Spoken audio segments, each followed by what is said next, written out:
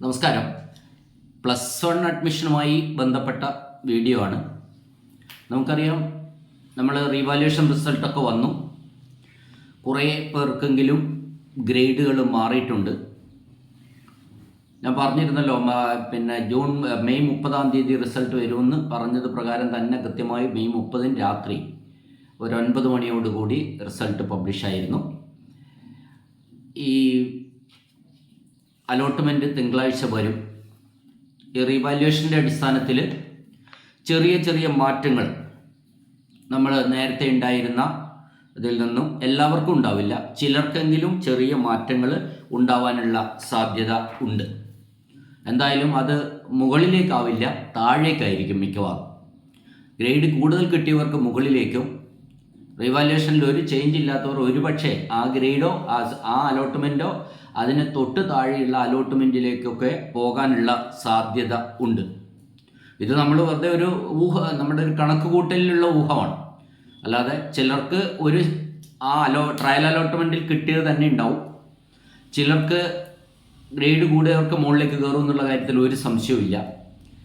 ഇനി ചിലർക്കെങ്കിലും തൊട്ട് താഴേക്ക് ഇറങ്ങിപ്പോകാനുള്ള സാധ്യതയും ഉണ്ട്.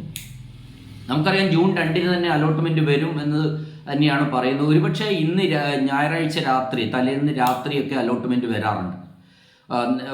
മിക്കവാറും എൻ്റെ ഒരു അഭിപ്രായത്തിൽ 2-ാം തീയതി രാവിലെ തന്നെ ഈ ഫസ്റ്റ് അലോട്ട്മെൻറ്റ് വരും. അതിന് മറ്റ് സാങ്കേതിക ബുദ്ധിമുട്ടുകളൊന്നുമില്ല എന്നാണ് അറിയാൻ കഴിഞ്ഞത്. അതിൻ്റെ അടിസ്ഥാനത്തിൽ നമുക്കറിയാം 3, 4, 5 തീയതികളിലാണ് അഡ്മിഷൻ. 3, 4 അതായത് വ്യാഴാഴ്ച വരെ ആണ് അഡ്മിഷൻ നടക്കുന്നത്.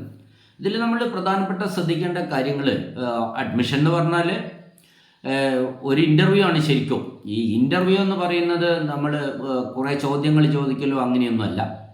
നമ്മളവിടെ +2 അഡ്മിഷന് ചെന്ന് കഴിഞ്ഞാൽ 3, 4, 5 3 ദിവസങ്ങളിൽ ഏത് ദിവസവും ചെല്ലാം. അവിടെ പ്രിൻസിപ്പൽ ഉണ്ടാവും, ഒരു ഹെൽപ്പ് ഡെസ്ക് ഉണ്ടാവും, പിന്നെ +1 +2 ഒരുപാട് അധ്യാപകർ ഇങ്ങനെ നിരന്നിരിക്കുന്നുണ്ടാവും നിങ്ങളെ സഹായിക്കാനായിട്ട്.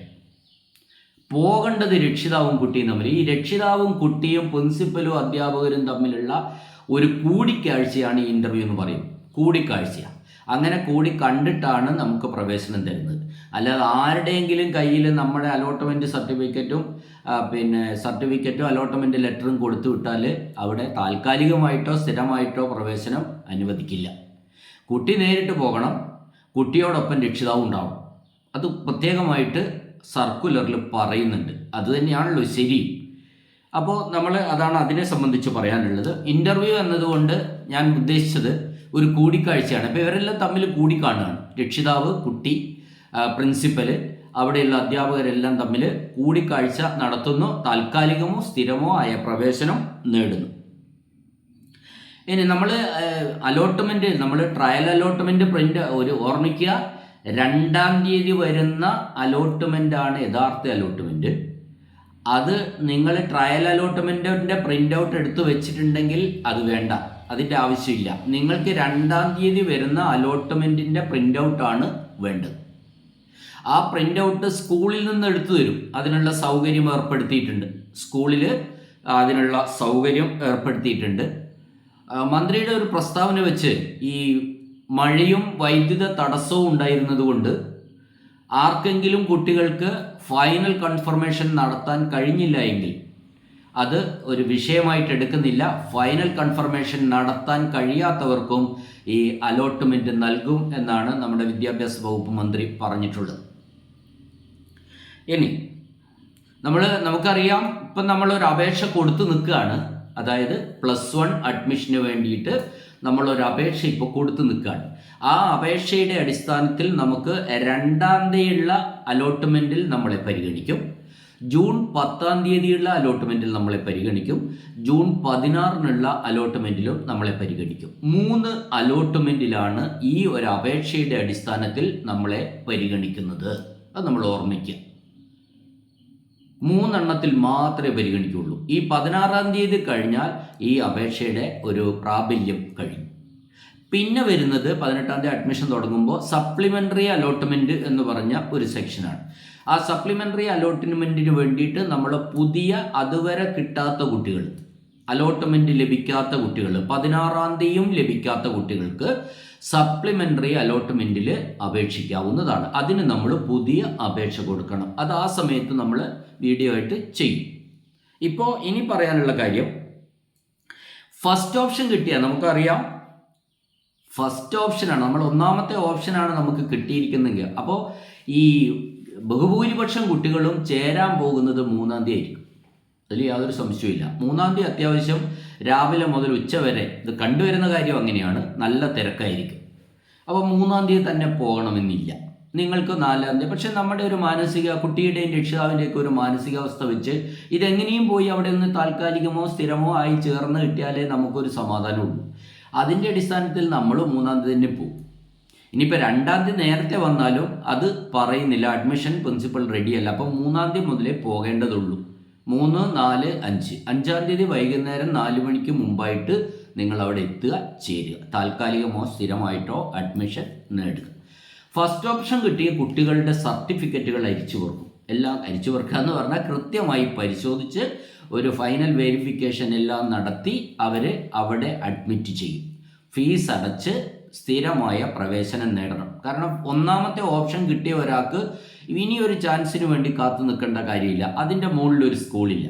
അപ്പോൾ അതാണ് അതിനെപ്പറ്റി പറയാനുള്ളത്.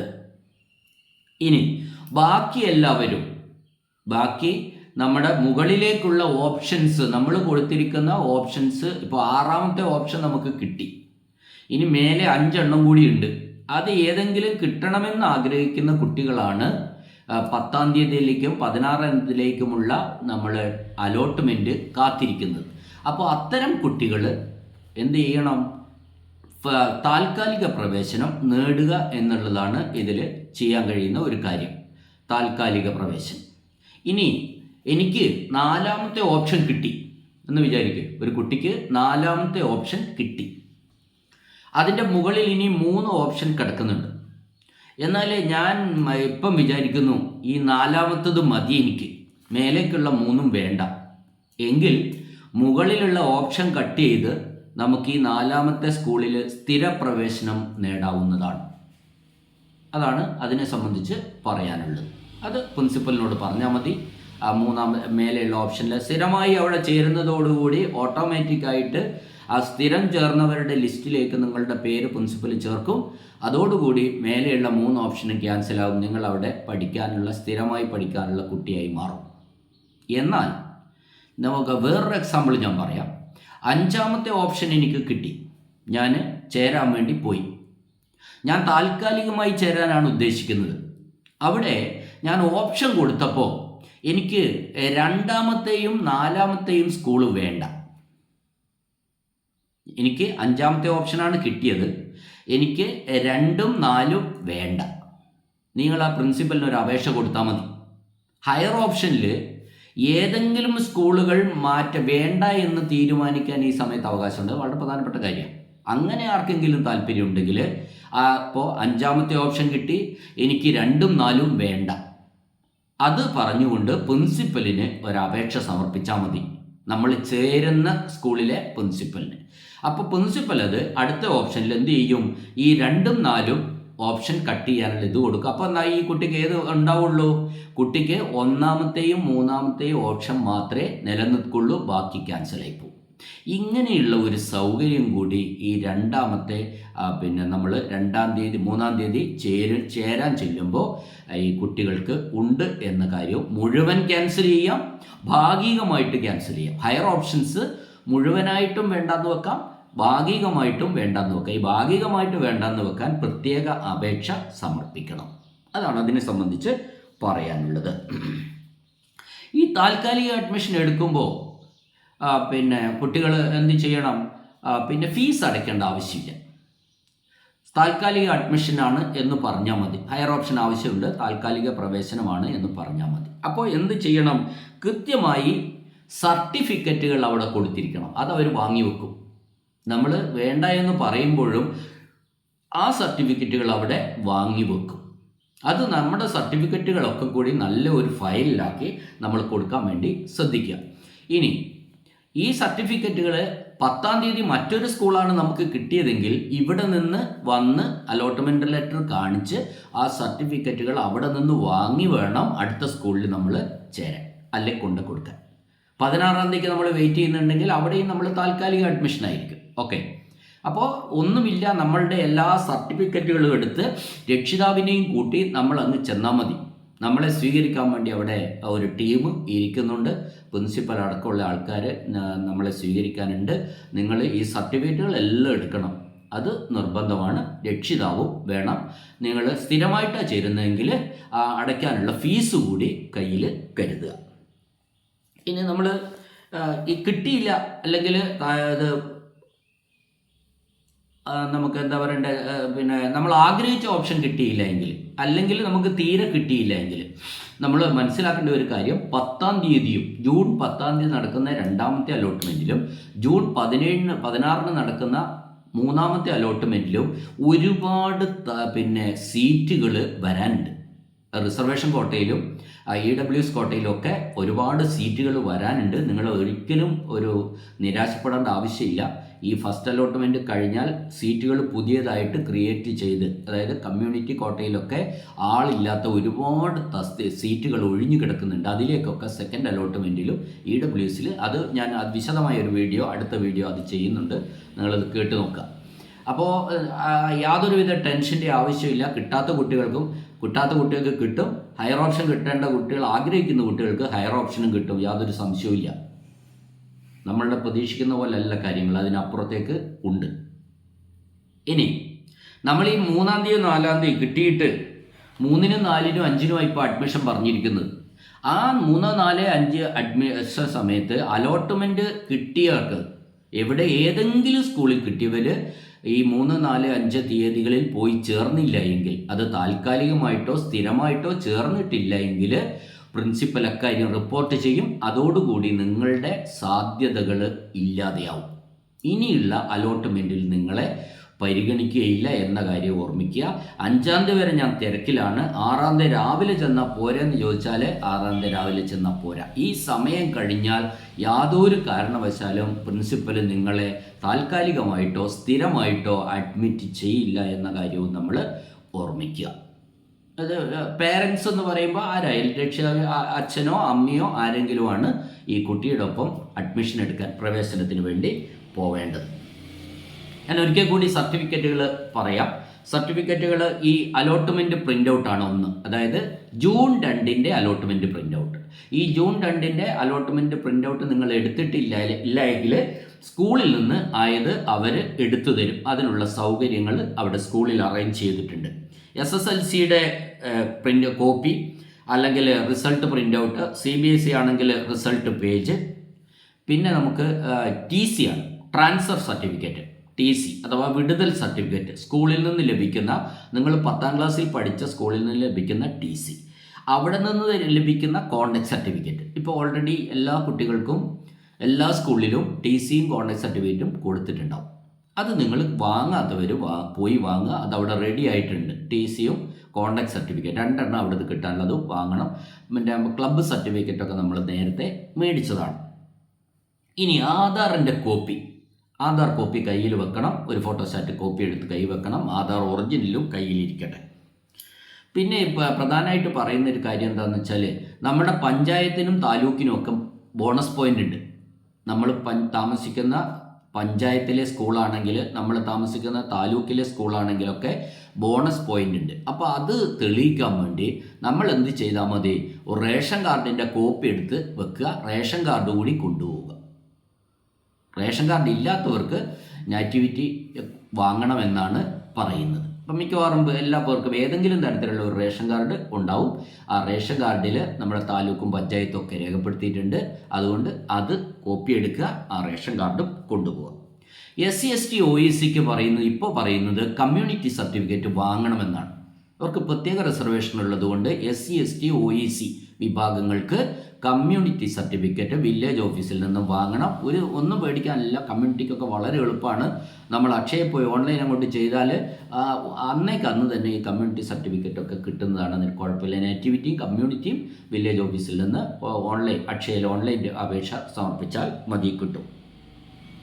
ഇനി അതർ ബാക്ക്വേർഡ് ഹിന്ദുസ് എന്ന് പറഞ്ഞ ഒരു വിഭാഗമുണ്ട്. അപ്പൻഡിക്സ് 3 നമ്മൾ പ്രോസ്പെക്ടസ് കഴിഞ്ഞിട്ടുള്ള അപ്പൻഡിക്സ് 3 രേഖപ്പെടുത്തിയിരിക്കുന്ന ഈ നമ്മുടെ OBH, അതായത് അതർ ബാക്ക്വേർഡ് ഹിന്ദുസ് എന്ന് പറയുന്നത്, അവർക്ക് ഈ കമ്മ്യൂണിറ്റി സർട്ടിഫിക്കറ്റും വരുമാന സർട്ടിഫിക്കറ്റും ഹാജരാക്കണം. ഫീസ് കൺസെഷൻ ആവശ്യമുള്ളവർ പ്രത്യേകിച്ച്.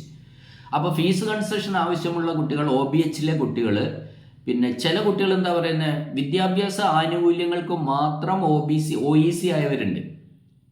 അത് ശരിക്കും OEC അല്ല. അവർ വിദ്യാഭ്യാസ ആനുകൂല്യങ്ങൾ, ഫീസ് കൺസെഷൻ പോലെയുള്ള കാര്യങ്ങൾക്ക് മാത്രമേ അവർ OEC ആവുള്ളൂ എന്ന് പറഞ്ഞാൽ അർത്ഥം എന്താന്ന് പറഞ്ഞാൽ, OECയുടെ ആനുകൂല്യങ്ങൾ, വിദ്യാഭ്യാസ ആനുകൂല്യങ്ങൾ ഇവർക്കും കിട്ടുന്നേ ഉള്ളൂ. അല്ലാതെ യഥാർത്ഥത്തിൽ അവർ OBH ആണ്, OEC അല്ല.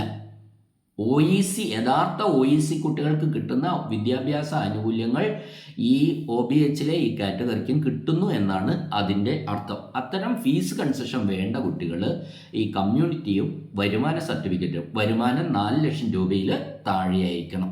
പിന്നെ EWS certificate, economically weaker section, അതായത് മുന്നോക്കക്കാരായിട്ടുള്ള ജാതിയിലെ, കമ്മ്യൂണിറ്റിയിലെ പിന്നോക്കക്കാരായിട്ട് സാമ്പത്തികമായി പിന്നോക്കം നിൽക്കുന്ന കുട്ടികൾക്കാണ് ഈ EWS എന്ന് പറയുന്നത്. ആ സർട്ടിഫിക്കറ്റിന് ക്ലെയിം ഉണ്ടെങ്കിൽ അത് കൊണ്ടുവരണം. ഫിസിക്കലി ഹാൻഡിക്യാപ്ഡ് പോലെയുള്ള കാറ്റഗറിയിൽ 40% കുറയാത്ത ഡിസബിലിറ്റി സർട്ടിഫിക്കറ്റ് കൊണ്ടുപോകണം. പിന്നെയുള്ളത്, നമ്മൾ എന്തൊക്കെ ഈ അവകാശപ്പെട്ടിട്ടുണ്ടോ, ഞാൻ ക്ലബിലെ മെമ്പറാണ്, ക്ലബ്ബ് സർട്ടിഫിക്കറ്റ് വേണം, ഞാൻ NCCയിൽ മെമ്പറാണ്, NCCയുടെ സർട്ടിഫിക്കറ്റ് വേണം, എനിക്ക് യൂത്ത് ഫെസ്റ്റിവലിൽ ഇത് കിട്ടിയിട്ടുണ്ട്, ആ സർട്ടിഫിക്കറ്റ് വേണം. ഏതൊക്കെ നമ്മൾ അവകാശപ്പെട്ടിട്ടുണ്ടോ ആ അവകാശപ്പെട്ട എല്ലാ സർട്ടിഫിക്കറ്റിൻ്റെയും ഒറിജിനൽ വൃത്തിയായിട്ട് ഒരു ചെറിയ പൈസയുടെ 10-20 രൂപയുടെ ഒരു ഫയൽ വാങ്ങുക, അതിൽ വെക്കുക. അത് അവിടെ ചെന്ന് അവർ വെരിഫൈ ചെയ്ത് ഓരോന്നോരോന്നായി ടിക്ക് ചെയ്ത് ആ ഫയലിൽ വെച്ച് അവിടെ കൊടുത്തിട്ട് പോരുക. അഡ്മിഷൻ കഴിഞ്ഞു. അവിടെ കൊടുത്തിട്ട് നമ്മൾ ഫീസും എല്ലാം അടച്ചിട്ടാണ് പോയിരുന്നെങ്കിൽ സ്ഥിര പ്രവേശനമായി. അല്ല, ഫീസ് അടയ്ക്കാതെ ഈ സർട്ടിഫിക്കറ്റുകൾ മാത്രം അവിടെ കൊടുത്ത് പോരുകയാണെങ്കിൽ നമ്മൾ താൽക്കാലിക പ്രവേശനം നേടി എന്നാണ് അർത്ഥമാക്കുന്നത്. 10-ാം തീയതിക്ക് 2ാമത്തെ അലോട്ട്മെൻറ്റിനും 16-ാമത്തെ 3ാമത്തെ അലോട്ട്മെൻറ്റിനും വേണ്ടി നമ്മൾ വെയിറ്റ് ചെയ്യുക. ഞാൻ പറഞ്ഞല്ലോ, ഒരുപാട് വേക്കൻസി ഈ 10-നും 17-നും വരുന്നുണ്ട്. നിങ്ങൾക്ക് തീർച്ചയായിട്ടും ഒരു അപ്ഗ്രേഡിങ് ഉണ്ടാവും, അല്ലെങ്കിൽ പുതിയതായിട്ട് കിട്ടും എന്ന കാര്യത്തിൽ സംശയം വേണ്ട. ഒരു കുട്ടിയും ടെൻഷൻ അടിക്കേണ്ട ആവശ്യമില്ല. എല്ലാ കുട്ടികൾക്കും അഡ്മിഷൻ കിട്ടട്ടെ എന്ന് ആത്മാർത്ഥമായി ആഗ്രഹിച്ചുകൊണ്ട്, നിങ്ങൾക്ക് ഈ വീഡിയോകൾ, ഞാനിടുന്ന വീഡിയോകൾ ഇഷ്ടമാകുന്നുണ്ടെങ്കിൽ ഇത് ലൈക്ക് ചെയ്യണം, സപ്പോർട്ട് ചെയ്യണം, പിന്നെ ഷെയർ ചെയ്യണം, ഈ ചാനൽ സബ്സ്ക്രൈബ് ചെയ്യണം എന്ന ഒരു അഭ്യർത്ഥനയോടെ നിർത്തുന്നു. നന്ദി, നമസ്കാരം.